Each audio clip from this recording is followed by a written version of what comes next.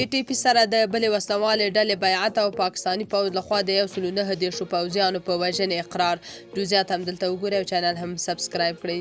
ټي ټي پي وایي سویلي وزیرستان کې یوه بله وسلواله ډله سره بیعت وکړ. د پاکستان د طالبانو تحریک وایي چې د سویلي وزیرستان په توی خاله سیمه کې د دلبر دوتاڼي په مشرۍ یوه وسلواله ډله ورسره یوځای شوې ده.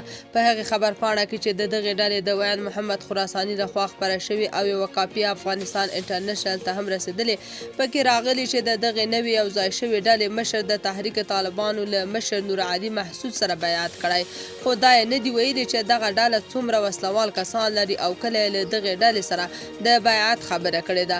تر دې وړاندې هم ټي ټي پي په بلوچستان کې له دوی سره د ځینو وسلوالو ډلو د یوځای کېدو خبره کړې وه.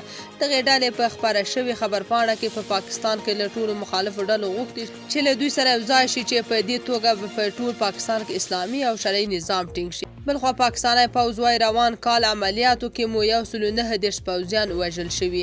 د پاکستان پوځ اعلان وکړ چې امنیتي ځواکونو یې د روان کال له پیل راهیسې په هیواد کې د ترهګرو ډلو پر ضد 23,622 عملیات کړي دي. د پاکستان د پوځ ویان احمد شریف چودري پرون دوشنبې په یوه خبري غونډه کې وویل چې په یاده موده کې د پاکستان 109 پوځیان وژل شوي دي.